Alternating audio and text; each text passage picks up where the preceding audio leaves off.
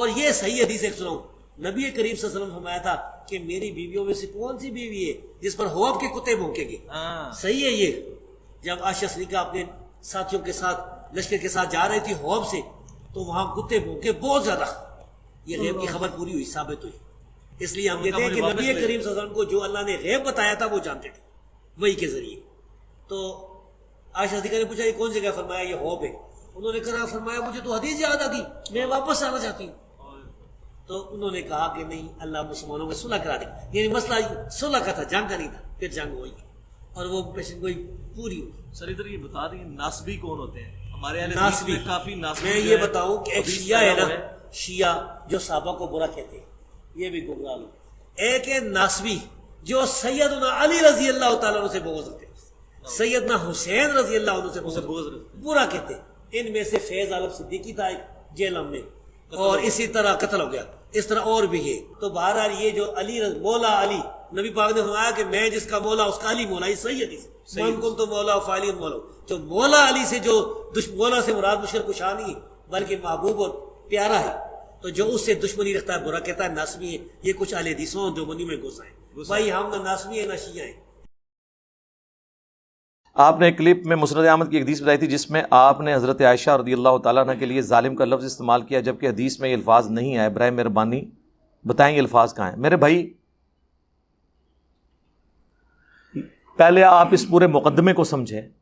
حدیث حوب کے اوپر میری پوری ویڈیو ریکارڈ ہے. سیدہ عائشہ پر کتے کیوں بھونکے رضی اللہ تعالیٰ عنہ وسلام اللہ علیہ.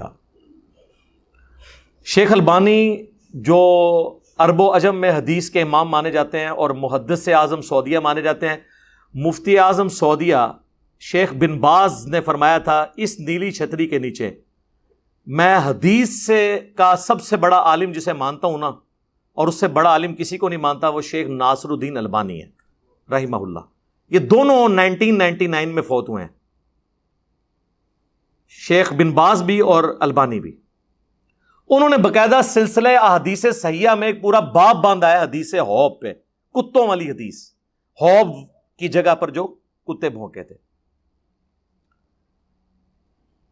اور وہ حدیث لے کے آئے. مسند امام احمد میں یہ حدیث موجود ہے، مجموع الزوائد کے اندر موجود ہے، اور کئی کتابوں میں. نبی علیہ السلام نے فرمایا میری ایک بیوی کا کیا حال ہوگا جب حوب کے کتے بھی اس پہ بھونکیں گے. سیدہ عائشہ جب سفر میں تھیں، جنگ جمل کے لیے نکلیں، اس وقت تو جمل کا ارادہ نہیں تھا، صلح کے لیے نکلی، بعد میں جو ہے وہ مسئلہ خراب ہو گیا تو حوب نامی جگہ پر کتے بھونکے. تو انہوں نے کہا کہ مجھے حضور کی وہ حدیث یاد آ گئی، حضور نے فرمایا تھا میری ایک بیوی پہ کتے بھونکیں گے، تو ظاہر ہے اس عمل کی وجہ سے بھونکیں گے جو غلط عمل ہے، تو میں اب آگے نہیں جاؤں گی. تو عبداللہ ابن زبیر، حضرت زبیر نے کہا کہ نہیں اماں آپ کی وجہ سے شاید صلح ہو جائے. اس طرح وہ ان کو امت کے وسیع تر مفاد میں ساتھ لے گئے، لیکن ہوا وہی جو ہونا تھا، تقدیر میں لکھا. اور مجموع الزوائد میں ایک اور روایت ہے، حضور نے فرمایا کاش مجھے پتہ چل جائے کہ میری کون سی بیوی ہوگی جو ایک بڑے اونٹ کے اوپر سوار ہوگی اور اس کے ارد گرد لوگ قتل ہو رہے ہوں گے. تو پھر ایک اور حدیث ہے مسند احمد میں جس کا آپ نے ذکر کیا اس میں، کہ نبی علیہ السلام نے حضرت علی سے فرمایا کہ ایک وقت آئے گا تمہارا عائشہ کے ساتھ جھگڑا ہوگا. لیکن حضور کو یہ نہیں پتا تھا کہ وہ معاملہ یعنی قتال اور اس نوعیت تک جائے گا، بس سرسری خبر پہنچی. لہٰذا اس حدیث کی وجہ سے وہ حدیثیں منسوخ ہو گئیں جس میں آپ نے کہا مجھے پتہ نہیں کہ میری کون سی بیوی ہے. اس میں آپ کو پتہ بھی چل گیا، لیکن اتنا ہی پتہ چلا. جیسے بخاری مسلم میں آتا ہے میرے حوض کوثر پہ کچھ اصحاب لائے جائیں گے، میں ان کو پہچانتا ہوں گا، میں کہوں گا اصحابی، یہ میرے صحابہ ہیں، لیکن مجھے بتایا جائے گا آپ کے بعد یہ دین سے الٹے قدم پھر گئے اور انہوں نے دین میں بدعتیں جاری کر دیں، تو میں کہوں گا سحقن سحقن لمن غیر بعدی، سحقن سحقن لمن بدل بعدی. ان پہ پھٹکار ہو، ان کو مجھ سے دور کر دو جنہوں نے میرے بعد میرے دین کو بدل دیا. اور ابن عباس کا صحیح بخاری میں قول ہے، یہ وہ لوگ ہیں جو حضرت ابوبکر صدیق رضی اللہ تعالیٰ عنہ کے دور میں مرتد ہوئے اور حضرت ابوبکر نے ان کے خلاف قتال کیا. اس سے مراد سابقون الاولون اور کامل الایمان صحابہ نہیں ہیں، اس سے مراد وہ کلمہ گو ہیں جو حضور کی زندگی تک تو قانوناً صحابی تھے، بعد میں مرتد ہو گئے منکرین زکوٰۃ ہو کے یا مسلمہ کذاب کے ساتھ مل کے. آج کی ڈیٹ میں تو ظاہر ہے وہ صحابی نہیں ہیں، لیکن پہلے تو تھے. سنن دارمی میں المستدرک الحاکم میں حدیث ہے، نبی علیہ السلام نے آیت تلاوت کی، اذا جاء نصر اللہ والفتح ورأیت الناس يدخلون فی دین اللہ افواجا، کہ تم نے دیکھا فتح آ پہنچی اور لوگ گروہ در گروہ دین میں داخل ہو رہے ہیں، تو آپ نے فرمایا ان قریب میری وفات کے بعد لوگ گروہ در گروہ دین سے نکل بھی جائیں گے، اللہم لا تجعلنا منہم آمین۔ بخاری مسلم میں الفاظ ہیں، عبداللہ ابن ابی ملیکہ جب یہ حدیث بیان کرتے تھے نا کہ میری وفات کے بعد لوگ دین سے الٹے قدم پھر جائیں گے، تو وہ کہتے تھے اے اللہ ہم تجھ سے دعا کرتے ہیں کہ ہم ان لوگوں میں شامل نہ ہوں جو حضور کی وفات کے بعد ان کے دین سے الٹے قدم پھر جائیں۔ تو نبی علیہ السلام نے جب یہ فرمایا کہ الٹے قدم پھر جائیں گے، تو ظاہر ہے فتح مکہ پہ تو وہ کلمہ پڑھ کے مسلمان ہو گئے تھے نا، بعد میں پھر گئے۔ اب یہاں پر نبی علیہ السلام کو یہ تو بتایا گیا کہ اس طرح لوگ ہوں گے۔ لوگ کہتے ہیں اس سے علم غیب ثابت ہوتا ہے، علم غیب ثابت ہوتا تو حضور تو کہہ رہے ہیں میں ان کو پانی پلانے لگوں گا تو مجھے اس وقت فرشتے بتائیں گے۔ تو حضور کو تو اگر آج پتا ہے کہ کون کون سے لوگ ہیں تو حضور کو پانی نہیں تھا پلانا چاہیے، وہ فرشتے بھی کیا کہہ رہے ہیں آپ کو نہیں پتا، آپ کے بعد یہ ہو گئے تھے۔ تو اس طرح علم غیب یہ والا ثابت نہیں ہوتا، علم غیب وہی ہے جو اللہ نے بتایا۔ یہ ایک سرسری خبر ہے، یہاں پہ بھی سرسری خبر تھی۔ حضرت علی سے حضور علیہ السلام نے فرمایا، مسند احمد کی حدیث ہے کہ عنقریب علی تیرا اور عائشہ کا ایک جھگڑا ہوگا، ایک امر میں اختلاف ہوگا۔ تو حضرت علی نے فرمایا میں تو بڑا بدبخت ہوں گا، پھر کسی بھی کامل الایمان مومن کو یہی کہنا چاہیے کہ میں حضور کی بیوی کے ساتھ جھگڑا کروں حضور کی وفات کے بعد، مجھے تو ان کا کفیل بننا چاہیے۔ اب یہ میں ایکسپلینیشن کر رہا ہوں اس کی، قرآن میں حکم ہے نا النبی اولیٰ بالمؤمنین من انفسہم وازواجہ امہاتہم، نبی مومنین کی جانوں سے بڑھ کے ان پہ حق رکھتے ہیں، اور نبی کی بیویاں امت کی مائیں ہیں، یعنی امتیوں کا کام ہے اپنی جان دے دیں اپنی نبی کی حفاظت کی خاطر، اور ان کی بیویوں کو ماں کے طور پر تصور کریں، بہت بڑا درجہ ہے۔ حتیٰ کہ سورہ احزاب میں آگے چل کے آیا کہ کوئی شخص بھی رسول اللہ کی وفات کے بعد ان کی بیویوں سے نکاح نہ کرے، اللہ کے نزدیک یہ بہت بڑا جرم ہے۔ مائیں ہیں قانوناً، حقیقی نہیں ہے، حقیقی مائیں ہوتی تو ان سے پردہ نہ ہوتا۔ امہات المومنین سارے صحابہ سے پردہ کرتی تھیں سوائے اپنے محرم رشتوں کے، ماں وہ قانوناً ہے۔ وہ جو دوسرے والے رشتے ہیں نا اس طرح کی نہیں ہے، ٹھیک ہے۔ تو اب حضرت علی کو یہی کہنا چاہیے تھا، اس میں الفاظ ہیں اشقاہم، میں تو بڑا بدبخت ہوں گا۔ آپ مجھے ایمانداری سے بتائیں، کسی شخص کو بدبخت کہنا، بد نصیب کہنا یہ بڑا جرم ہے یا ظالم کہنا بڑا جرم ہے؟ بدبخت، ظالم تو کسی ایک معاملے میں ظلم کہتے ہیں کسی چیز کو اپنی اصلی جگہ سے ہٹا کے دوسری جگہ پہ رکھ دینا، اسی لیے شرک کو بھی ظلم کہا گیا کہ آپ کسی مخلوق کو اللہ کی جگہ پہ رکھ دیتے ہیں اور اللہ کو اس کے مقام سے نیچے لا کے کسی مخلوق کے ساتھ کر دیتے ہیں، تو اس کی جگہ سے ہٹا دیتے ہیں۔ ہر گناہ ظلم ہے۔ تو میں نے اس کے لیے اردو میں ایک سوفسٹیکیٹڈ ورڈ ڈیوائز کیا، کیونکہ میں جب احادیث کے ترجمے کرتا ہوں تو با محاورہ کر رہا ہوتا ہوں، باللفظ نہیں کر رہا ہوتا، ورنہ آپ لوگ پھنس جائیں گے۔ بسم اللہ کا ترجمہ آپ کے سارے علماء نے غلط کیا ہوا ہے الا ماشاء اللہ۔ اشرف تھانوی صاحب کا ترجمہ شروع کرتا ہوں اللہ کے نام سے، کرتا ہوں کس عربی چیز کا ترجمہ ہے بتائیں؟ اور یہ بریلوی اعتراض کرتے ہیں دیوبندیوں پہ کہ آپ کے تو عالم کو ترجمہ ہی نہیں آتا تھا۔ ہمارے اعلیٰ حضرت کا ترجمہ ہے اللہ کے نام سے شروع کرتا ہوں، کرتی ہوں ہے ہی کوئی نہیں بیچ میں، ورنہ عورت کیا کرے گی؟ اور کہتے ہیں دوسری غلطی آپ کے ترجمے میں ہے، آپ نے شروع سے شروع کیا ہے، حالانکہ اللہ سے شروع ہونا چاہیے تھا۔ تو ان کو یہ نہیں سمجھ آئی کہ پھر بسم اللہ بھی بدل لیں، اللہ الذی باسمہ ابدہ ہو جائے، پھر اللہ ہے وہ ہستی جس کے نام سے میں شروع کرتا ہوں۔ تو بریلوی پھر اپنی بسم اللہ بھی بدل لیں، بسم اللہ میں بھی تو پہلے با اور سین اور میم اور پھر اللہ کا نام آتا ہے۔ اسے کوئی فرق پڑتا ہے کوئی ترجمہ کر دے شروع اللہ کے نام سے، یا شروع کرتا ہوں اللہ کے نام سے، یا اللہ کے نام سے شروع؟ نہیں، با محاورہ ترجمہ ہو رہا ہے۔ اب جو خاتم اور خاتم کا لفظ ہے قرآن میں تو ہے خاتم، رسول اللہ صلی اللہ علیہ وآلہ وسلم نبوت کی مہر ہے، اور مہر اینڈ پہ لگتی ہے ڈاکومنٹ کے، جس کے بعد کوئی ڈاکومنٹ پہ چیز لکھنا جرم ہوتا ہے. لیکن ہمارے علماء جب ترجمہ کرتے ہیں تو اس کا خاتم والا ترجمہ کر دیتے ہیں. سلسلہ نبوت کو مکمل فرمانے والے ہیں وہ ختم اردو والا لے لیتے ہیں. ہم نے کبھی اعتراض نہیں کیا, ہم کہتے ہیں با محاورہ یہ ترجمہ درست ہے, باللفظ یہ غلط ہے. خاتم کا ترجمہ اور ہے, خاتم کا اور ہے. لیکن چونکہ قادیانیوں کا ایک فتنہ ہے اس وجہ سے وہ بالمفہوم ترجمہ کرتے ہیں. ٹھیک ہے, ہم نے کبھی اعتراض نہیں کیا. یہاں پہ بھی میں نے جو یہ ورڈ استعمال کیا, ایک یہ تھا کہ میں یہ کہتا کہ حضرت علی نے کہا یا رسول اللہ میں تو بڑا بدبخت ہوں اگر میں آپ کی بیوی کے ساتھ لڑوں. تو میں نے کہا کہ حضرت علی نے فرمایا کہ میں تو بڑا ظالم ہوں گا. تو میں نے ہلکا ورڈ اس کے لیے یوز کیا کیونکہ میں محاورہ ترجمہ کر رہا تھا. آپ کو زیادہ شوق ہے تو آپ وہ ترجمہ کر لیں. پھر اشقاہم, میں تو بڑا بدبخت ہوں, نعوذ باللہ. تو نبی علیہ السلام نے فرمایا لا, نہیں, لیکن یہ بات اس وقت کی جاتی ہے جب بالکل اس کے اپوزٹ بات ہو. لا الہ الا اللہ, نہیں کوئی معبود سوائے اللہ کے. جب حضرت علی کہہ رہے ہیں کہ میں حضرت عائشہ کے ساتھ جب جھگڑا ہوگا تو میں تو بڑا بدبخت ہوں گا, یا ہلکے الفاظ میں بڑا ظالم ہوں گا, تو حضور نے فرمایا نہیں, لیکن جب ایسا ہو تو تم اسے وہاں پہ پہنچا دینا جہاں سے وہ آئی تھی. تو اس کا مطلب کیا ہوا؟ جب دو بندے جھگڑا کریں اور ایک شخص کے کہ کیا میری یہ بدبختی ہے کہ میں آپ کی بیوی کے ساتھ لڑوں گا یا میرا یہ ظلم ہے, تو حضور کہیں نہیں, لیکن کب کہا جاتا ہے؟ جب وہ معاملہ دوسرے کی طرف پلٹ رہا ہو.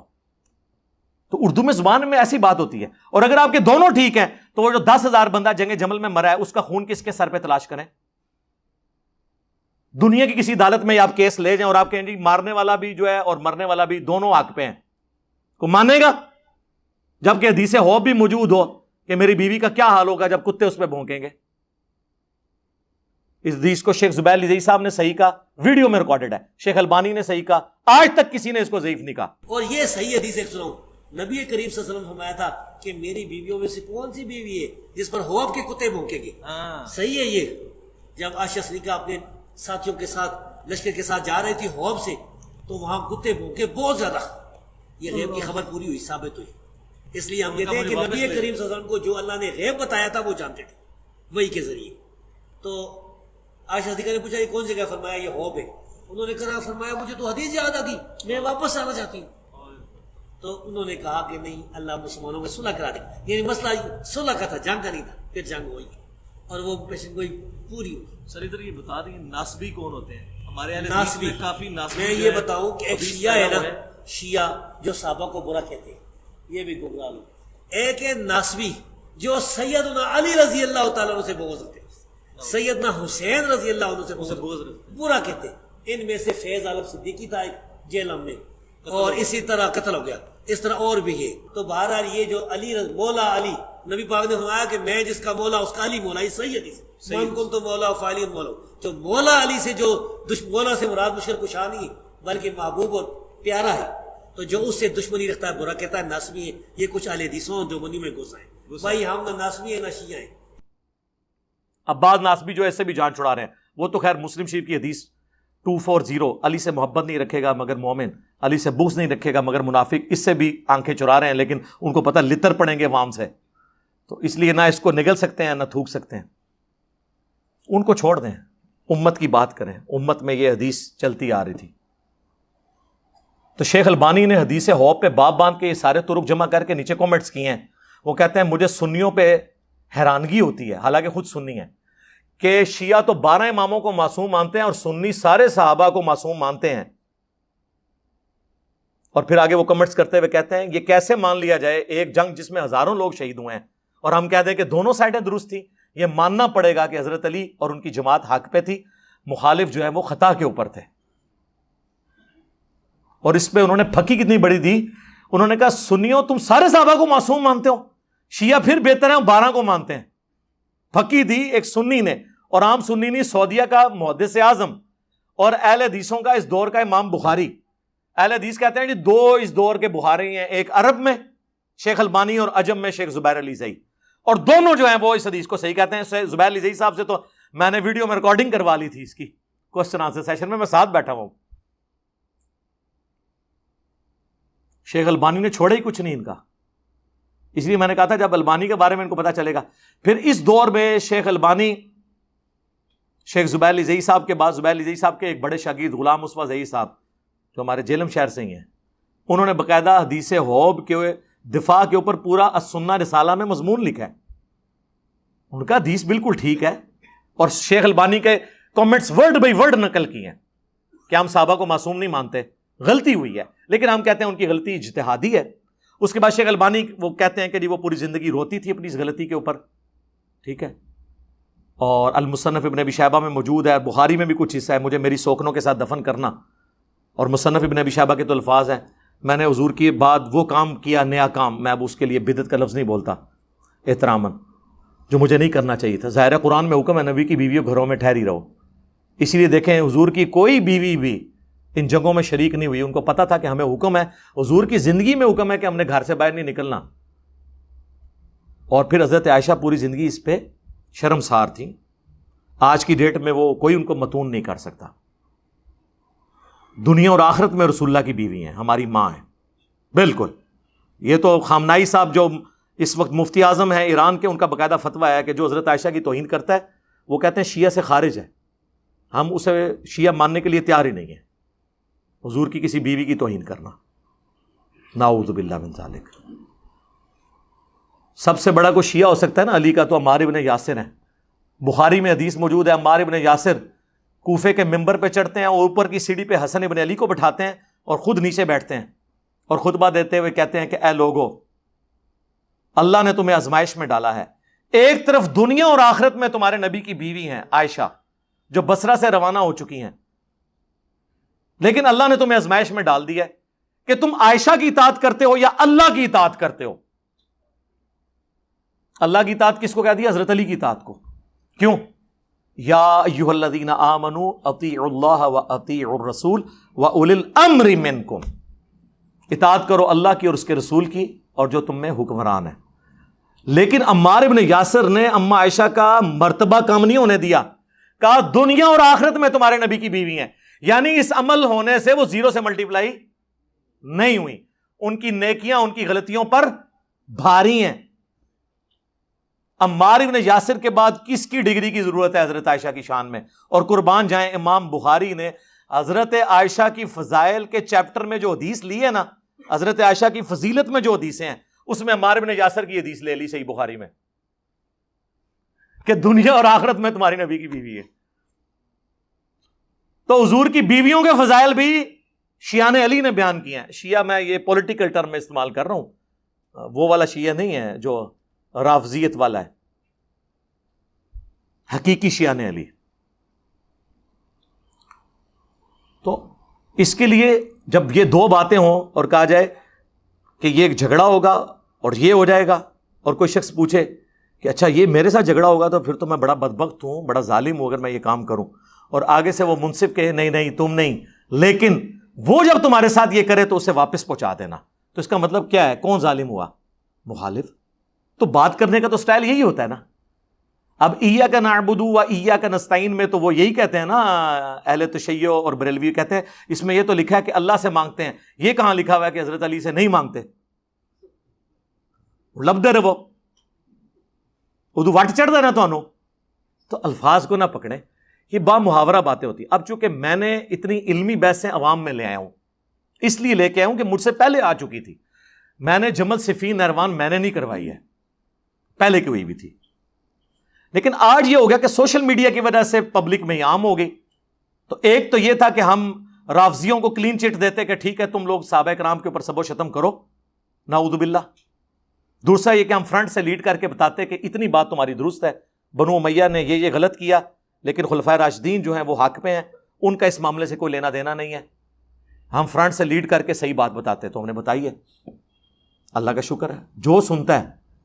وہ کٹر قسم کے اہل حدیث جو مجھ سے نفرت کرتے تھے، باہر کے ملکوں میں شفٹ ہوئے، مجھے ای میلز کرتے ہیں کتنے لوگوں کی آئی ہیں وہاں. چونکہ وہاں تو پھر شیعہ سے ان کا انٹریکشن ہوا، شیعہ نے نکال کے جب بخاری مسلم کی حدیثیں رکھی پھر ان کو علی بھائی یاد آئے. اپنے مولویوں کے پاس جاتے ہو کہتے ہیں گلا نہیں کرنی، وہ کہتے ہیں کزمانو گاؤ گلا نہیں کرنی ہے، جو آپ کے دویے کتاباں نے ساڑیاں نے. پھر دنیا میں جب بھی سنی شیعہ کنفلکٹ ہو تو کس کی ویڈیوز دیکھی جائیں گی؟ ویسے تو ہر معاملے جی دیکھیے جان گیا، لیکن انشاءاللہ تعالیٰ اس معاملے میں تو یہ اب آپ دیکھ لیں محرم شروع ہے، شیعہ کی ذاکرین کی بات کون سنتا ہے؟ ظاہر ہے وہ اس قابل ہی نہیں کہ سنی جائے، نہ کوئی منہ، نہ کوئی سر، نہ کوئی پیر، نہ کوئی اتھینٹسٹی. تو اللہ کا شکر ہے کہ خلفائے راشدین کا مقدمہ بھی ہم لڑ رہے ہیں اور اہل بیت کا مقدمہ بھی ہم ہی لڑ رہے ہیں الحمدللہ.